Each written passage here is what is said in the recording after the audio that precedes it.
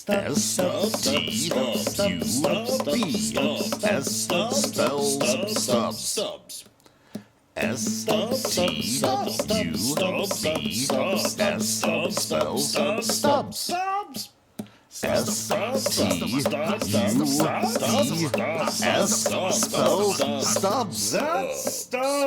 Hey guys, welcome to Stubbs with Jason. Just wanted to take a quick minute, let you guys know. So this is going to be the first of a two-parter. Me and Pessimist Prime had a nice long conversation about the latest Marvel drop, Fantastic Four First Steps. And half of it was kind of generalized, and I feel like it's the better way to capture our overall impressions. And the second half of this recording is really a much deeper breakdown on the characters themselves. And then, I mean, the movie in general as well. But just got a little long, so I'm going to break it up for you guys. And let's get right to it. It sounds like you would say stub. Sure. It's aesthetically not so much because of where it's placed currently in the MCU proper. If you look at it separately in a bubble by itself, it is a good movie. It is literally the best Fantastic Four movie. Definitely the best Fantastic Four movie. Even though I have a soft spot for the Roger Corman one, as terrible as it is, they were in it. They were in it. In the early opening, the montage. There's a montage that they have where it's all the people saying thank you and stuff. And apparently they're also... whenever you hear like one of the radio announcers, a couple of them are voicing the radio announcers and stuff. Yeah, I was like, oh, that's fun. That's cool. So that original cast from the Roger Corman movie, and they got to attend the premiere. They did. They actually got to go to a Fantastic Four premiere. Yeah, I was like, all right, look, that's really cool. For those who don't know, there was a Fantastic Four movie that was filmed in the 90s that never saw the light of day unless you happen to have a bootleg of it. Yep. And the actors that were in that movie were told from Marvel proper in the studio and stuff that they were going to be like the next big thing. It was like a proper, we're really doing this. Everyone behind the scenes knew that the only reason that this got created was simply to keep the rights to it the studio that currently had the rights, and it was never supposed to see the light of day. Right. But the fact that those actors got to be in this, they got to have their moment, right? And it was, good for Marvel them, man. paying it forward finally. That's finally, pretty cool. You hear so many awful stories, and it's like this is one where they're just like, all right, they did good. Yeah, they did good. It's cool. It's fun. It's like callbacks to previous actors that would have played character. Lou Ferrigno showing up in the Hulk or something like that. All right, so I also would say stub, like you said, it's accessible. You don't have to catch up on anything. If it came out 20 years ago, we would have hailed it as one of the best comic book movies we had ever seen. That's true. But even as it is, it looks fun. It's good. It's not, to me, going into my overall, it's good. It's not great. And I think one of my, what would have made it great? Well, look, I'll be honest with you. It checks all the Fantastic Four boxes pretty well as far as I'm concerned. I think the problem is it's kind of like the Superman situation where it's like, I don't exactly know what I really needed for it to be great. I think the Silver Surfer kind of let me down. I think Johnny kind of let me. I think all those, because those characterizations, there's a bunch of small gripes that kind of make it right. They're a little bit of a letdown because I think that the script and the story work really well. Like, I wasn't bored. Again, as Reed kind of carries you through and moves you throughout the problem and the nature of here's how I'm going to fix that.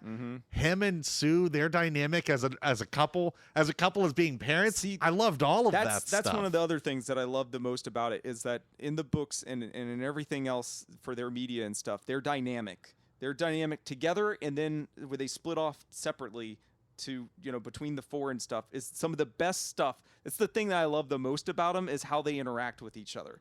Sue and they do great Reed, in this. They're together. Their opening scene, them being like kind of nervous and freaked out about the pregnancy and stuff. When she's giving birth and Reed's right there. I don't know if you noticed, but he's stabling himself with his powers and stuff, so he can be with her like in those moments and everything. Johnny and Ben's dynamic, where in the books in a lot, it's kind of like Big Brother, Little Brother. It's sort of antagonistic and jokey, but for the most part, there's still that camaraderie and stuff there. They feel lighter to each other again versus some other iterations where they're a little more abrasive. They're not poking each other. Yeah, they're not like making fun and stuff. It's more camaraderie. Yeah, and it's more of a family. They definitely made them all. But they have their own little thing going on that they don't have with the others. The fact that Ben can just like know that Sue's pregnant without her knowing anything other than just her mannerisms. Well, just how they're stuff. acting, right? Like, yeah. That's really cool. That's some of the best stuff that I like about it. Is that just their interaction between? It feels real, and that's the best. That's as much as I could have wanted from that kind of a dynamic between the family proper. Yeah. The one thing that I would say is great, that would have made it great, is some form of Doom outside of just the end. But I mean, I didn't need it because I'm good with storyline. You're already kind of like it's a lot. You're pushing a lot and stuff as it is. Yeah. There's only like one or two other points I would make. Yeah, it was a whole bunch of lies when you said, "Oh, this won't take as long." I don't have a lot to say. I mean, I'll keep it short. You're full of lies, is what this is. No, as I reflected on it, I was like, it's fine. It's perfectly serviceable, and it hits the moments that I would have wanted from this. I just wish it would have had more connecting tissue to it, to the MCU as a whole, wider, because it needs to matter. Like we're 3 movies away from the end of like these phases, the next big culmination thing. We should have gotten something that was like a little more expansive at this point. Yeah, but maybe they're gonna just come back to this universe. Maybe this turns into the primary universe going forward after Secret Wars. That's perpetually stuck in the 60s? Why not, man? I'm cool with that. I love that aesthetic, right? But there's just, again, it's just, there's so much to cram in. Like, they are a family that is from an era on Earth that is inevitably going to come into contact with a modern current MCU. Yeah. Like, they're going to be dejected out of time, and we're going to have to see them deal with that on top of everything else. Nah, they're going to be too in the thick of some crisis. They won't have time. They're not even going to pay. What's a cell phone? Do I really need more fish out of water? That's what Thor was, man. I don't need that again, right? So they just ignore it? Nah, they'll just literally be able to come up to speed. They're all geniuses in their time. Johnny just figured out a whole language with one word, man, from space. On a gold vinyl on a gold record, LP. Yeah. So, all right, so like overall thoughts, like good, not great. We kind of talked about that. So I'm going to say one of the other things that I know in my mind, maybe this wasn't fair to this movie. I think a lot of us, the Fantastic Four, were that property of like, God, wait until Marvel gets their shot at this. This is going to be the one. They're going to crush this. What do you remember, like the 05, like any hype behind that? Like, because this was right after X-Men. It was right after 2 Spider-Mans at that point. Yeah. So like I remember being excited for it because I was glad to see it. And we watched the Corman one as we grew up and stuff. But like I don't remember it being, and it's a different monster. Like early 2000s mega blockbusters. Oh, dude, all of stuff. That is a completely different like animal. It was back then as it is now. Like it's just a different thing. But like I remember people not enjoying it. Even though it's still fine, like it's got hokey stuff in it for sure, but it's fine. Like, but their shot, could they have done this any better? Do you agree with me? That's my thing. Is like aesthetically, it's setting it in the 60s. Would you preferred it that way? No, that's perfect. I love that. No, again, I think the story's fine. I think again, there's a couple of. Like 98% of the visuals are good. There's a couple of shots that there's a lot. Yeah, that baby is not realistic. Granted, the baby's one part of it. You can't get an infant to do things, but holy smokes, yeah, sure. The things they drop the ball on, the worst is how superimposed and awkward that baby looks sometimes. Yeah. It's so odd. Why not just go full CG baby the whole time? You can. The uncanny valley. I know. There. So that's kind of one of my things was like, Jordan loved this. Like Jordan, that's cool. Jordan was way higher on. And again, I told him, I was like, it's not that I don't like this movie. It's fine. It's good. I longed for Marvel to take this property over, though, and had hoped that they would crush it. Well, but what, and I don't what think else they do you really. need from Well, it? again, it gets to fix those character problems. I think if to you make them more in line with the it just do stereotypes of again. what It's they're- not who so they're much the supposed to be. archetypes of what they're supposed to be. It's more so of like just make them a little more compelling. Like I like that Natasha Lyonne is there as a person who you think Ben is right. gonna be, but Sure. to just. He keeps going back to his hometown, his street, and he does nothing. There's nothing there, man. Other than he makes Other some than kids happy for a few minutes, right? Pick up some cookies, and then he goes to like spy on her on like another night, and it's then like that's it. And then he goes back at the very end, and he goes into that synagogue, and then that's and it's like, is there supposed to be like, if the world thought he was a monster and he was showing her like, I got a heart of gold, the world just doesn't understand me. But that's not what's on display here, right? Everybody loves him. Like, everybody, you think that he should be. You know, one of the things he's super celebrated and loved as he arrives it's there. One of the things they cut out from one of the trailers, because there's a handful of things that a lot of people were pissed that they put in the trailers. removed. Yeah, he does the dating game. Yeah, that could have been fun, right? Right, where's that? Yeah, like, no, I'm with you. Of course there'd be women that would be throwing themselves at him. Yeah, why? Yeah. Well, I don't know, but he's famous and a celebrity, so why not? So, yeah, again, it's good. I can't help but shake that, like, it's just good. I really wanted this to be a great one. I think it's a little better than Thunderbolts. Oh, man. But not, again, I don't think there's a huge gap between the two.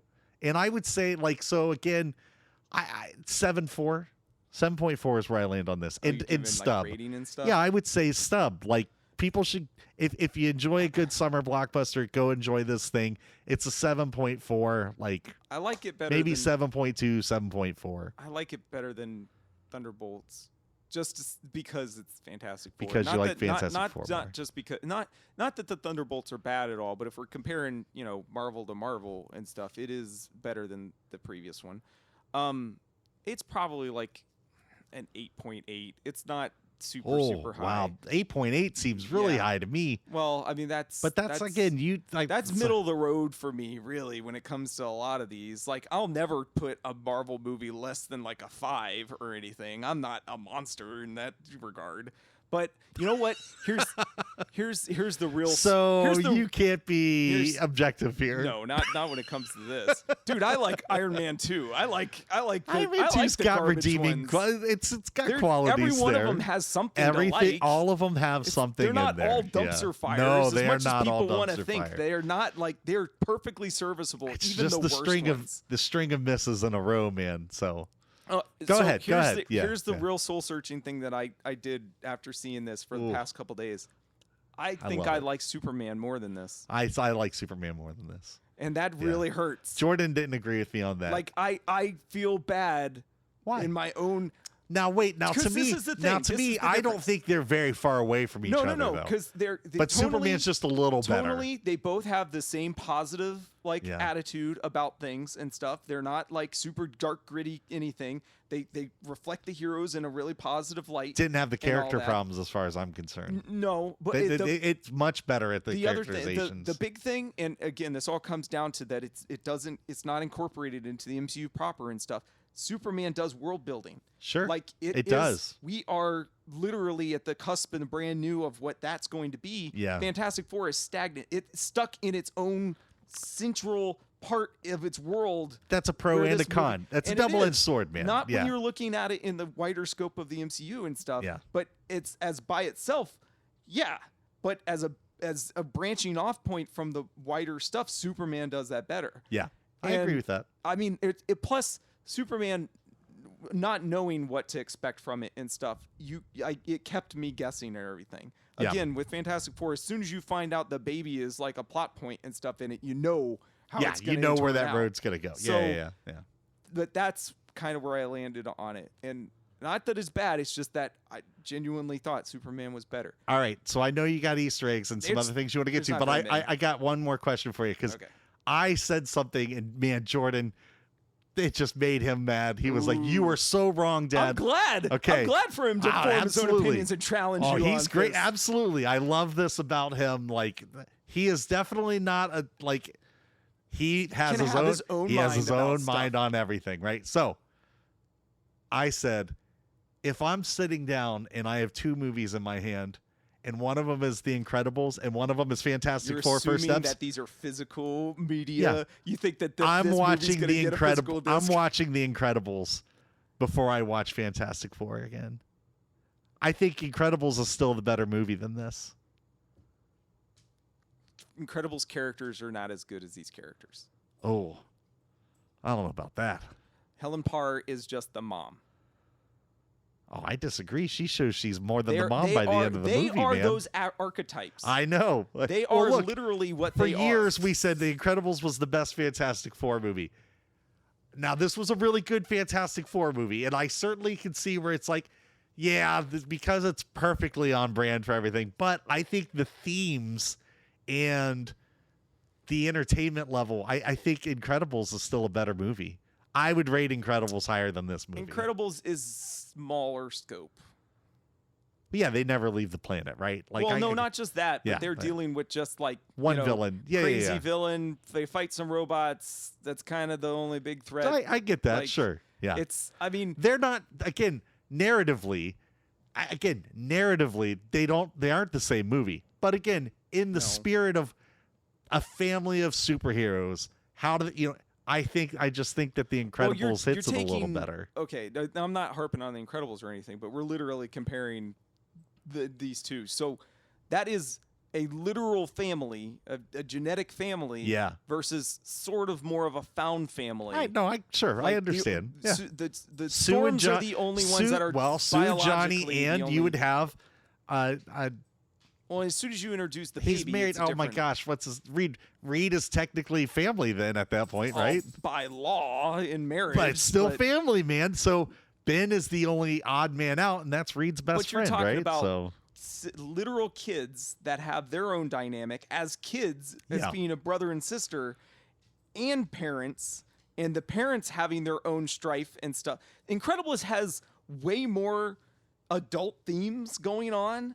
than most any kids they've got the same family drama going on. This movie has family drama. It's got Sue and Reed are fighting, man. Like Incredibles' whole dynamic is based on adultery. Yeah, I gotcha. Literally, she thinks that he's cheating on her. Look, I'm just saying. Overall, I think Incredibles is the better movie, and I think it's the better in spirit. It's still the better adaptation of the spirit of the Fantastic Four. Like you said, it is the best Fantastic Four movie up until we've gotten a new Fantastic Four movie. But now, as having something that is comparable to that, is it still a good Fantastic Four movie?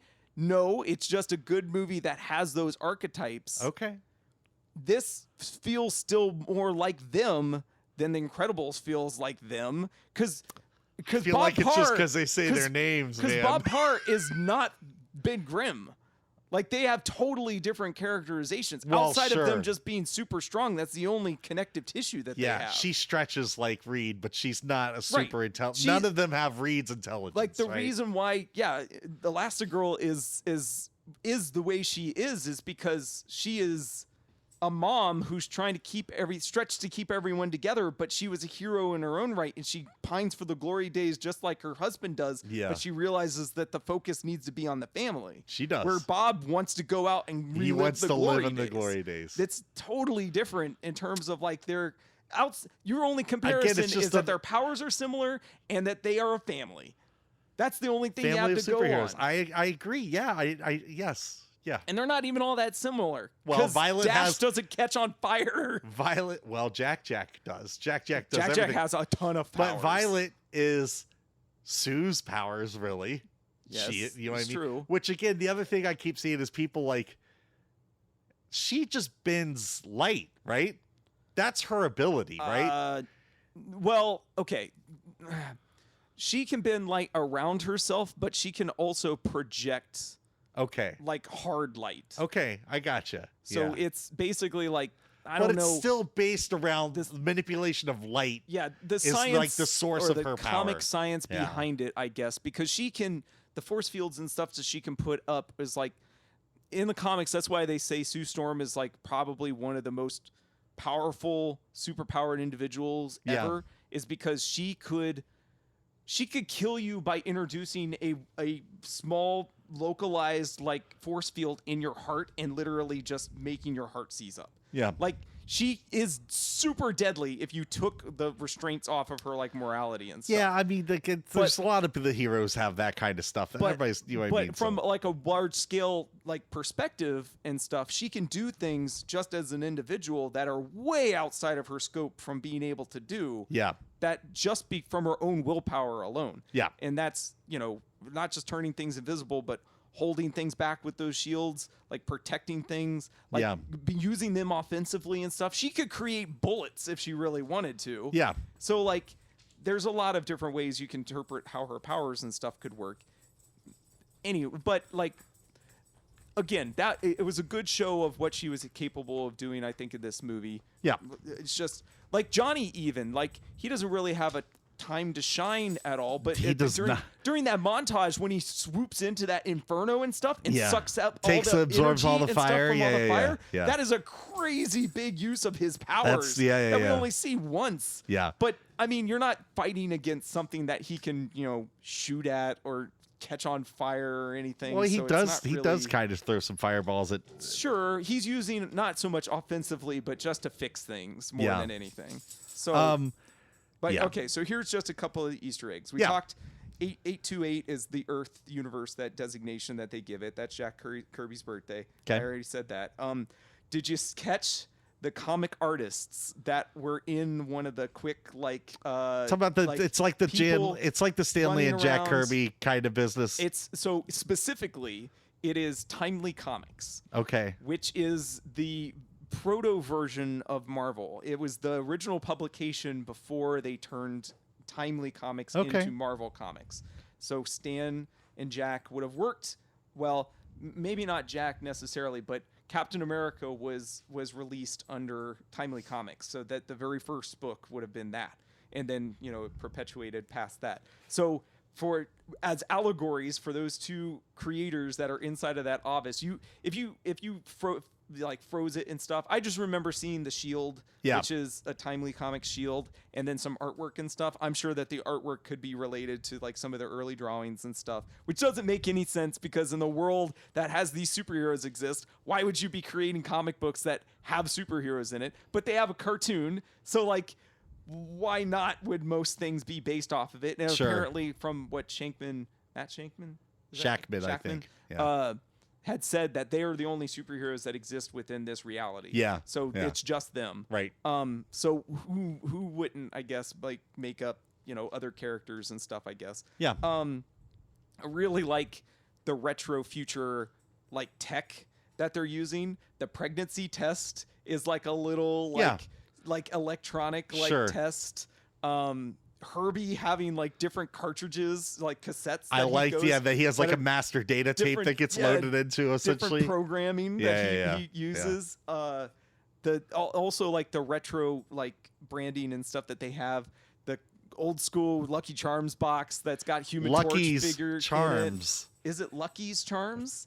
Yeah. Oh, so it's different? I was like, well, they just enough to probably get away with not having to pay. Maybe. It's also though just a slightly different universe. So it should be everything. Yeah, everything should be close. Yeah, it's adjacent. It's not just, exactly. Yeah, correct. exactly. Yeah. And that's true. And there's some like fake products, some fake like branded stuff that's out there, but there's totally like ads for Canada Dry. Yeah. And there's a giant somewhere, you saw it in the skyline scenes a couple of times, but there's a giant 7-Up ball, like a giant rotating ball that says 7-Up on it. Yeah. I think it falls at one point in time. I think it does. That sounds right. So like that's fun, just seeing like old school product placement and stuff in it. There's probably more. There's just the ones I remember.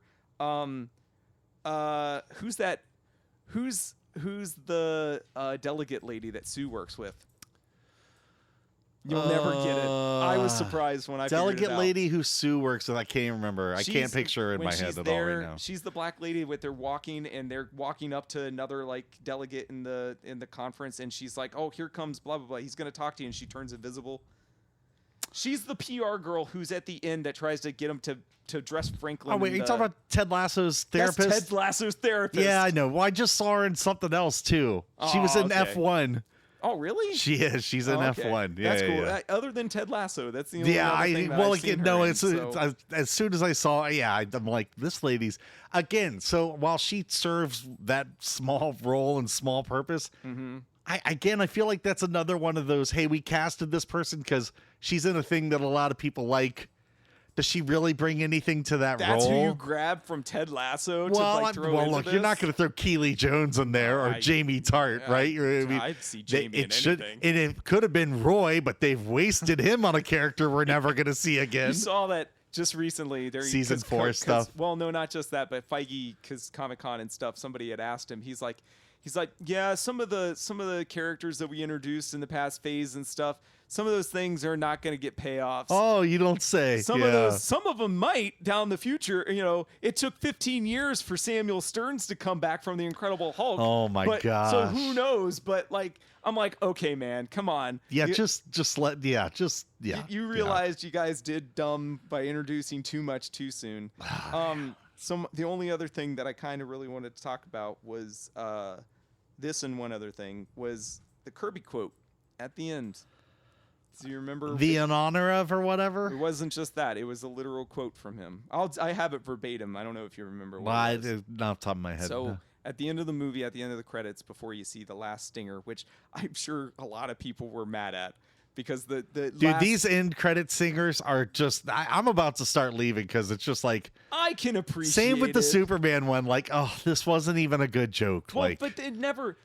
The Marvel started that trend where it was more important than it needed to be. If you look back on like the ones that nobody ever remembered doing, Ferris Bueller telling everybody to go home, like that's just Skeletor, Masters of the Universe. For the poor saps that fell asleep during the credits or, got a little bit of something at the end. It wasn't never supposed to be like special. It was just like a wink. I'm about to be leaving after the mid and early credit scene because I just don't need some. I like the idea joke that should have been that was cut that they're like, just throw it at the end. The cartoon that they referenced throughout. That's where Clobbering Time came from. I get it. I know. As the joke throughout all of it, and you got to see it, and I'm fine with it. It's perfectly fine. But the Kirby quote is. No matter what kind of character you create or assume, a little of yourself must remain there. Okay. Which is poignant and also just a good acknowledgement for him because he created so much for the Fantastic Four, for so much just in comics in general. Like he is so ingrained into those characters.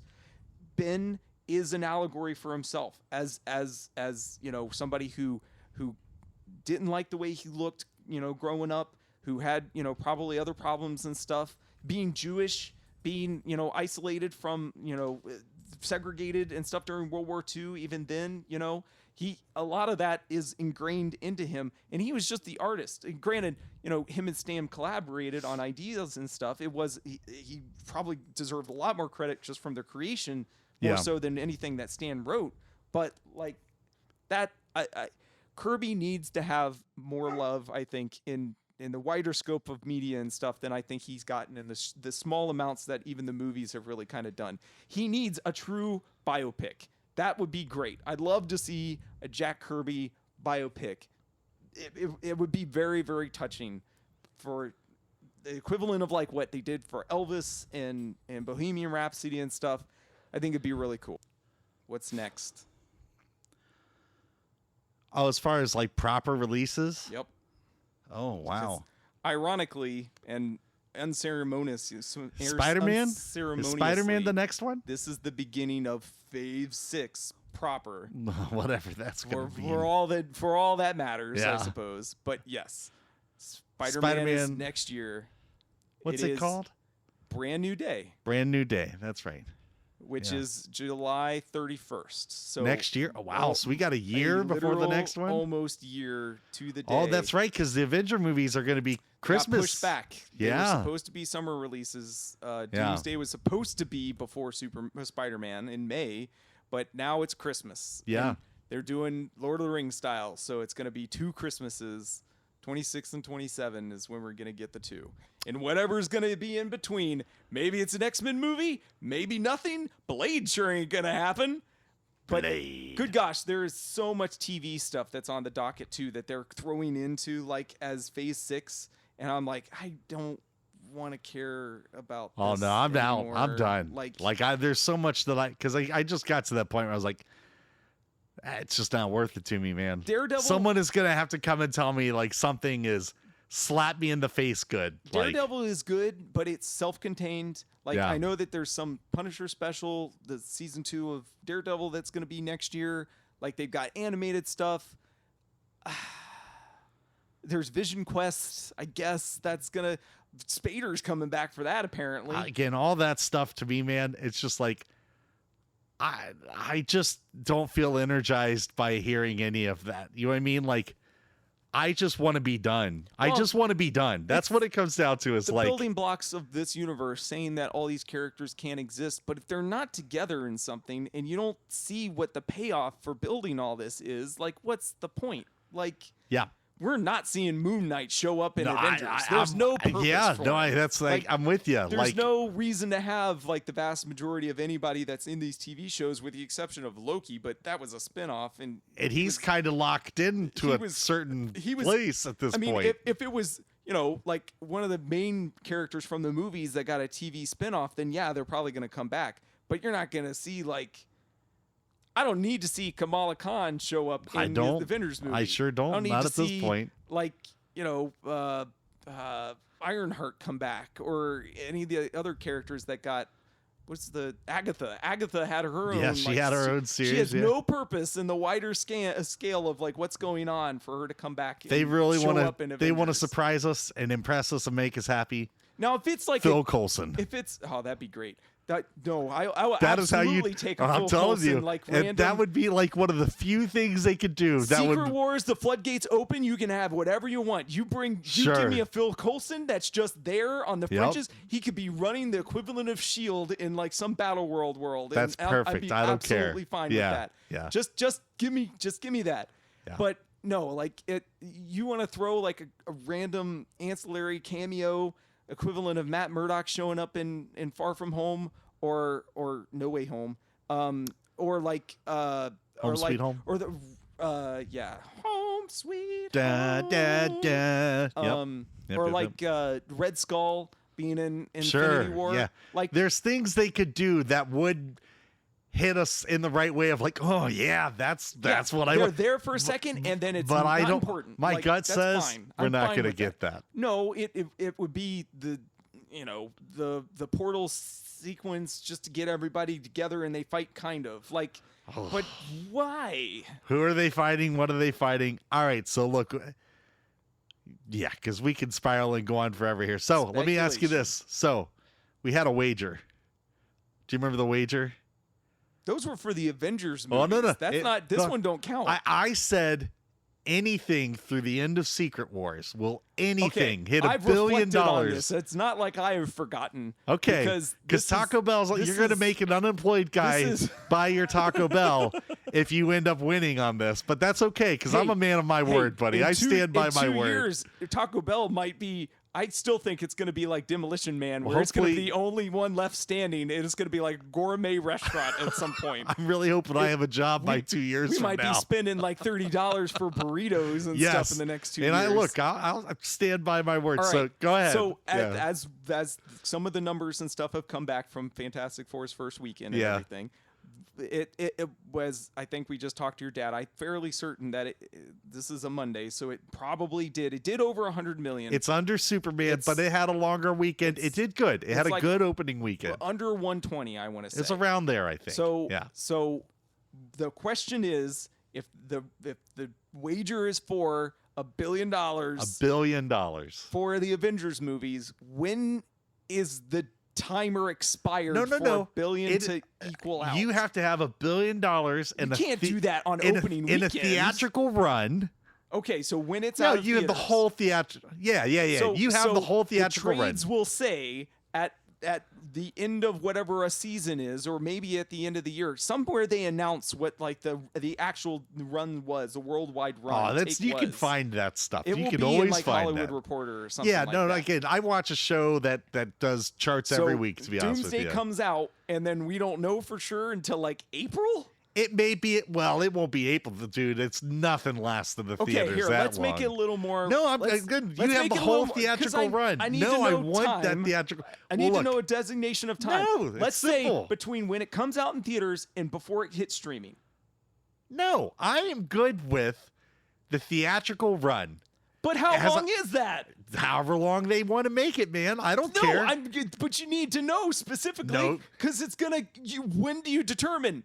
It's out of theaters. You will know when it's out of theaters. Because you could be only at $500 million in like 4 months' time or something. And that's the end of it then. Is it? Yes. Don't know. Theatrically, it will be done at that point in time. Dude, they don't keep them in the theaters that long. Worldwide, it could have different release dates. Buddy, all this stuff is trackable and obtainable online. All of this stuff. I feel like that you would not give it the legs proper. I'm going to give it all the legs. Again, I don't think this one has a chance of getting to it. Did Infinity War Endgame get a second re-release? Endgame got a second re-release. Did they do it like during like the fall or like the winter? Now look, it's just initial theatrical run. So we're going based off of those rules. Well, if we're going based off of those rules, flipping Avatar should not be the highest grossing movie of all time because it's gotten multiple stupid releases. It is what it is at this point. Okay, but that's not how these rules work. Wait, well, by that logic, so what? We wait 5 years ago? Okay, they didn't decide to re-release it. Further emphasizes my Demolition Man theory. How would we know? That's what I'm saying. Initial theatrical run. If it makes $1 billion, I buy you Taco Bell. Okay, fine. But I don't think this one isn't going to do it.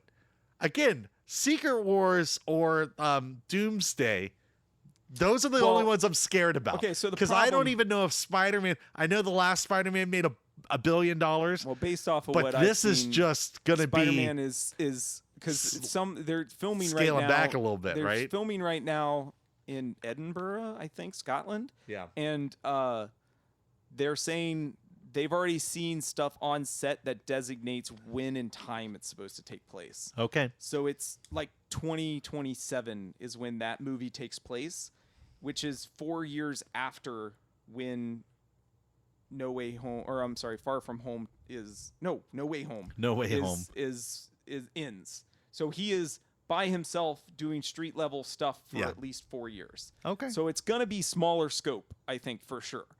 It's not gonna be as big as like the previous it might be a better movie, but it's not gonna have this wide of an appeal, right? We'll see. But no, the problem with Fantastic Four won't make that amount of money because it's too close to other things. If Superman wasn't that close, the Avengers movies, nothing is gonna be anywhere near the Avengers. Yeah, everyone movies. will steer clear. They will steer clear from that. They'll drop the weekend before that, and the weekend after will be shovelware garbage movies, whatever that nobody will care about in between. Maybe like 2 weeks after, it's Christmas. Yeah. Something will come out on Christmas Day. What about this year? What do we have? Naked Gun is the only thing. You still haven't seen the trailer for that, have you? I've seen little things. I'm trying to stay away as much as I can, but that to me is that the next movie? The next big thing? Yeah, to go and see. No, there's something in October. August, Naked Guns in August. That's what I'm saying. But you're saying for the rest of the year. I was gonna say, I don't know. We're gonna go see the classic Ninja Turtles next month, buddy. That's the I thing can't wait to. I was gonna say I can't wait for that, man. It did well enough that they expanded it to a 5-day run. Oh, really? Yeah, well, that's good. I'm give more people a chance to get out there and watch it, right? Yeah. It's been 35 years since it's been in theaters. It's never gotten a re-release, as far as I know. Yeah. So see, are you trying to tell me that I'd have to wait 35 years? After these Avengers movies to see if a re-release happens and be like, oh, no, I'm saying that it's unfair that flipping Avatar gets the advantage of being the highest grossing movie of all time when it's had 5 re-releases. Okay, but Endgame had to do a re-release to topple Avatar for that short period of time. It didn't make it on the It didn't make it on the original run. It was just that I know for a fact that it was literally they did it on that re-release weekend. I have that poster. Right. Wait, you saw Carl Winslow in there. You're saying for Endgame? Yeah. Endgame didn't eclipse Avatar until they did the re-release. But it still hasn't. Avatar is still number one. Avatar was re-released and retook it. After that? There was a period where Endgame took the number one overall from Avatar. No, yes. With its re-release. When it was doing its normal theatrical run for that summer, it had bypassed it. And then Avatar did its stupid re-release, and then it passed it again. Endgame didn't do it until the re-release they did. I don't think that sounds because right. They added a Carl Winslow and Smart Hulk scene at the end of the post-credits. I went to see the re-release for it. Carl Winslow? Yes. From Family Matters? Reginald, whatever, that actor. Yes. What are you talking about?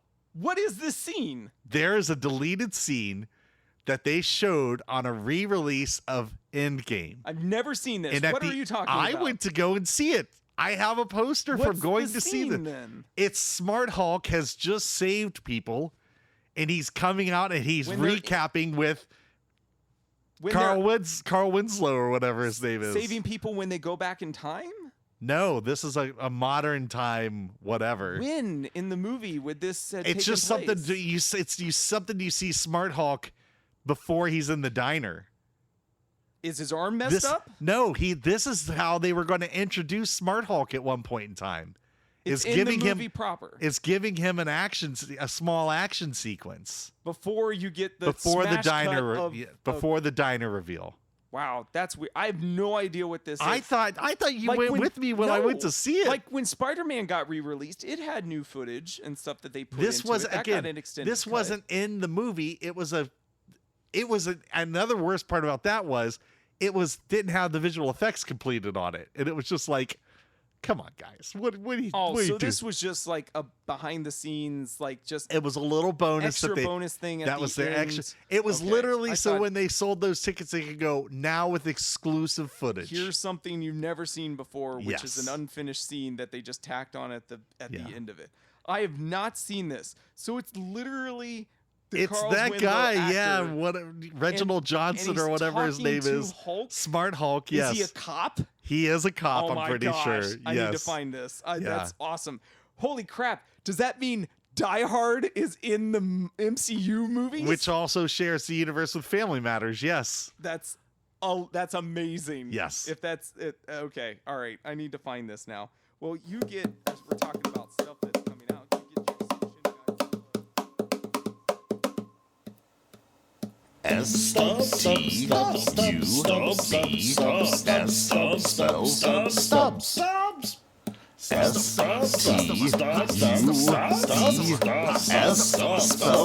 Stubs. All done.